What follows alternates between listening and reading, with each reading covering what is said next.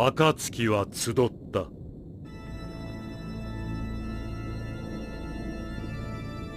コナン、イタチ、ヒサメ、サソリ、デイダラ、カクズ、ヒダン、オロチマ、そしてゼツ。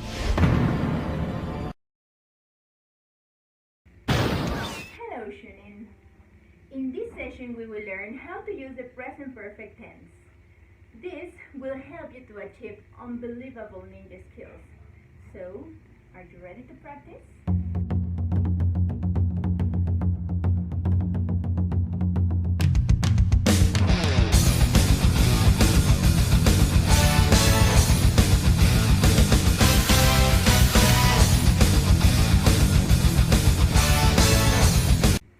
Well, let's start. I bet you have heard about Naruto, the story of Masashi Kishimoto, which tells us a story of a teenage ninja who wants to become a Hokage, the leader of his village.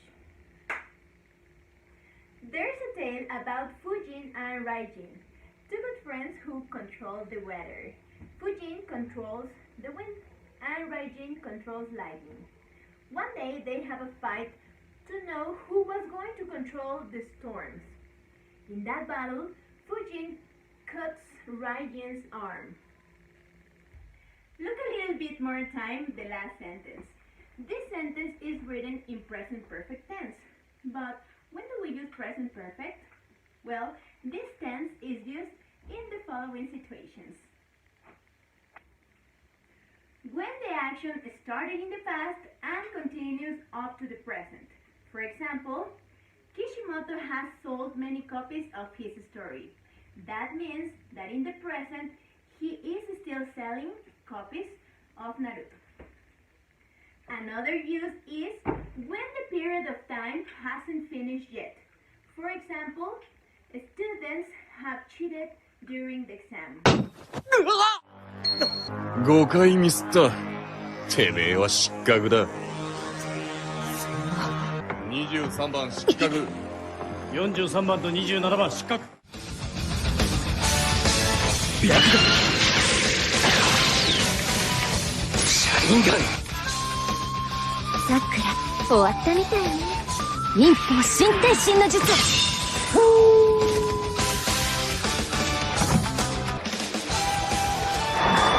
さくら、ちょっとの間、あんたの精神に入り込ませてもらったわ。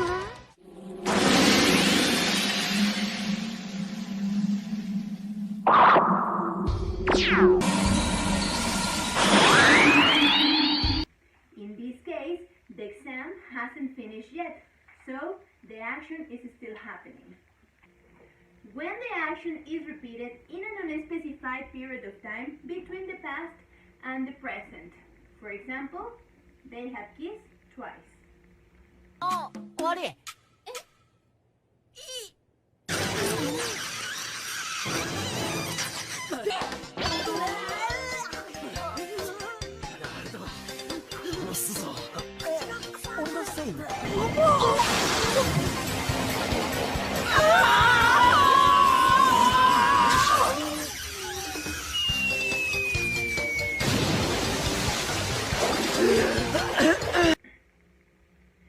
We can also use present perfect adding just for actions completed in a very recent past.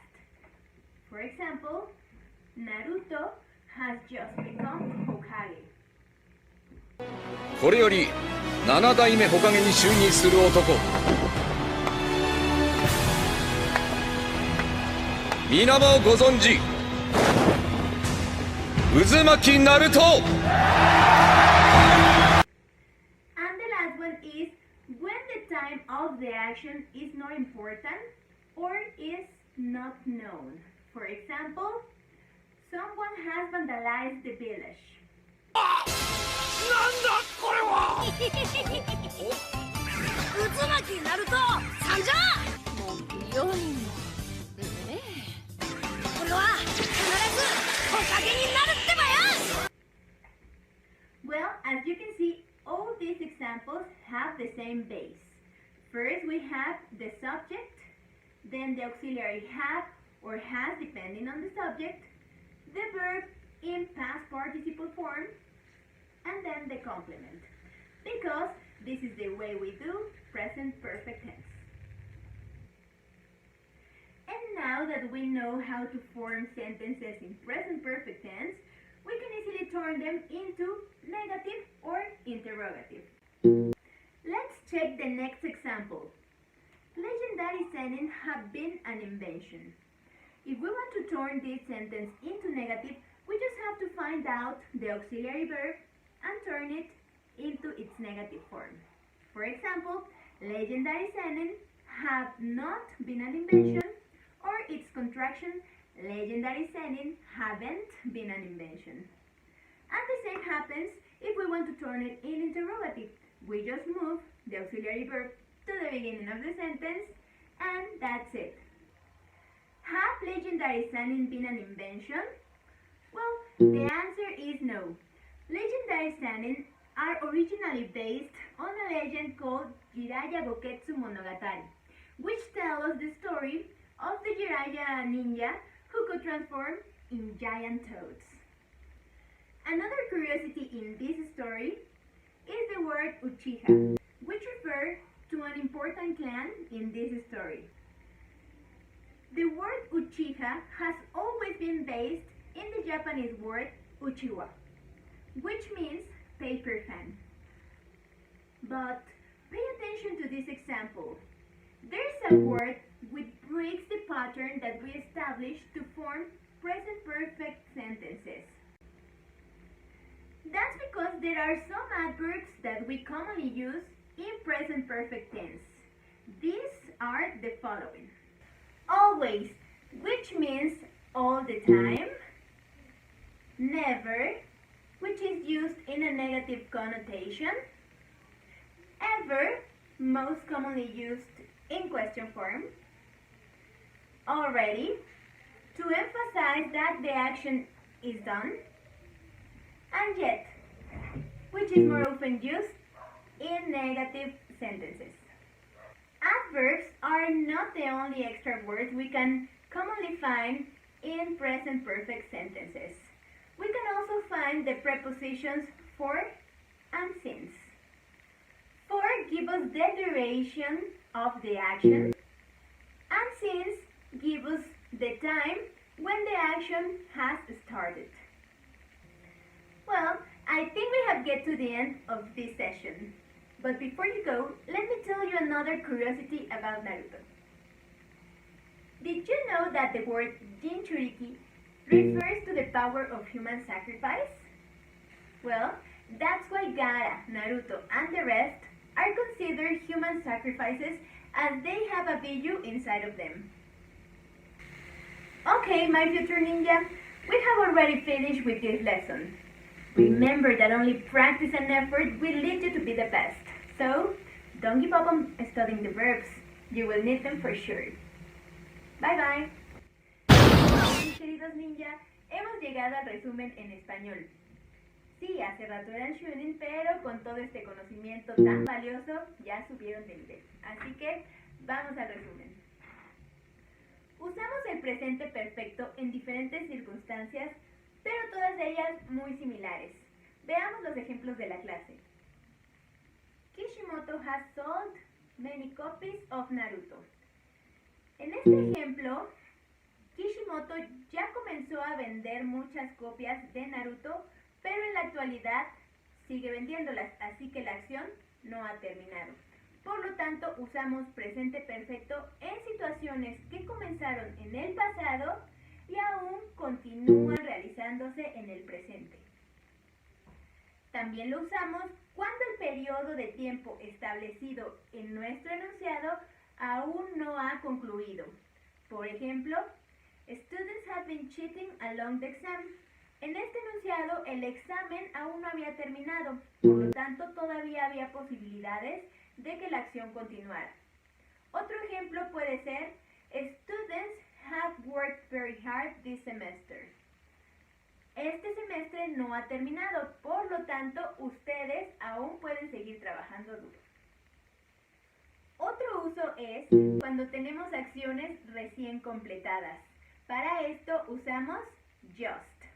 Naruto have just become Hokage. Naruto acaba de convertirse en Hokage. O en su caso, students have just watched their English class. Los estudiantes acaban de ver su clase en inglés. Y por último, lo usamos cuando el tiempo de la acción no se sabe o no es importante. Por ejemplo, someone has vandalized the village. No sabemos cuándo sucedió, pero lo importante es que sucedió. O en su caso, everybody has failed this course. Para formar enunciados en presente perfecto, ya saben cuáles son los ingredientes. Primero necesitamos el sujeto, después el auxiliar have o has, dependiendo del sujeto, el verbo en pasado participio y al final el complemento. Recuerden que si queremos formar oraciones negativas, solo tenemos que transformar el auxiliar a su forma negativa. Has not, have not, o sus contracciones hasn't o haven't. Y lo mismo sucede con la forma interrogativa. Solo tenemos que mover el auxiliar, que es el mismo have o has, al principio de la oración, para así tener nuestros enunciados interrogativos. Hay ciertos adverbios y preposiciones que podemos encontrar comúnmente en enunciados en presente perfecto.